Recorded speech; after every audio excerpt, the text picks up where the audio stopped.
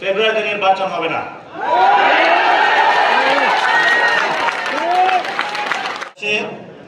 গণভবনের পতন হয়েছিল, সেটি কি আপনাদের স্মরণে আছে? আরেকটা ফেসিবাদের কারখানা রয়ে গিয়েছে এখনো।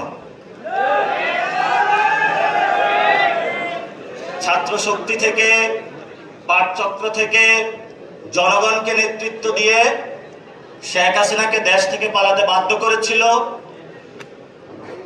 সেই ছাত্র শক্তির ইতিহাস কি আপনাদের মনে আছে?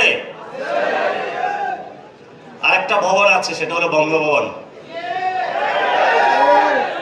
এটার পতন আপনাদের হাত ধরেই হবে ইনশাআল্লাহ।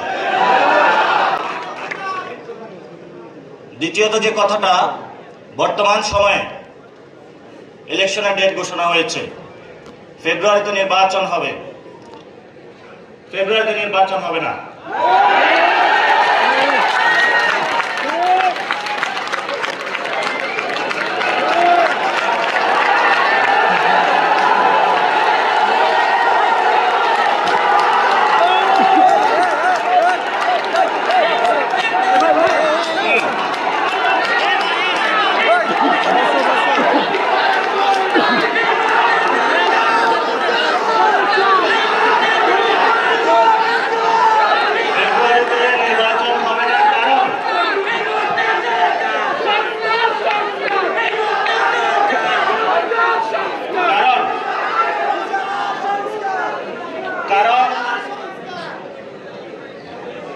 যদি ফেব্রুয়ারিতে নির্বাচন হয়, আমার যে ভাইরা শহীদ হয়েছিল, রক্ত দিয়েছিল সংস্কারের জন্য, একটি নতুন সংবিধানের জন্য, তাহলে কবরে গিয়ে তার লাশটা ফেরত দিতে হবে এই সরকারকে।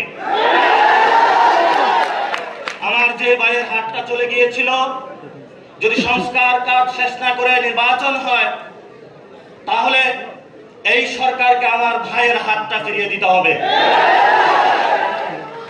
যে মায়ের বুক খালি হয়েছিল, যদি সংস্কার ছাড়া, একটি নতুন সংবিধান ছাড়া বাংলাদেশে নির্বাচন হয়, তাহলে ওই মায়ের বুকের সন্তানকে ফেরত দিতে হবে। অনেক বাচ্চাকে দেখেছি এখনো বুকের দুধ পান করে, কিন্তু বাবা শহীদ হয়েছে। তাদের সাথে যখন কথা বলেছি, তাদের মুখের ভাষা পাইনি, শুধু চোখের ভাষা পেয়েছি। চোখের ভাষাটা ছিল অশ্রু। যে অশ্রুতে তারা বলেছিল, আমার বাচ্চা রয়ে গিয়েছে, আমার স্বামী চলে গিয়েছে, আমি বাংলাদেশ থেকে কিছু চাই না, কিন্তু আমি একটি সুন্দর ভবিষ্যতে বাংলাদেশ দেখতে চাই, যেখানে আমার এই বুকের যে সন্তান আছে, আর সন্তানকে কেউ খুন করবে না। কিন্তু বাংলাদেশে আমরা দেখতে পাচ্ছি একই সংস্কৃতির ডামাডোলে, একই ফেসিবাদী সংবিধানে, একই সিস্টেমের মধ্য দিয়ে আমরা নির্বাচনে যাচ্ছি। তাহলে এতগুলো মানুষ শহীদ হওয়ার প্রয়োজন কি ছিল? এতগুলো মানুষ আহত হওয়ার প্রয়োজন কি ছিল? আপনারা দেখেছেন, এখানে অনেক মিডিয়া ভাই রয়েছেন।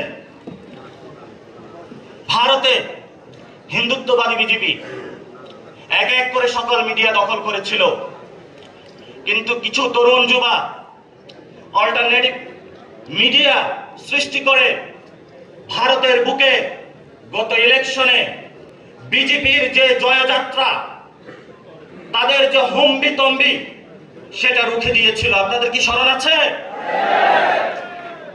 আপনাদেরকে সেই ভূমিকায় নামতে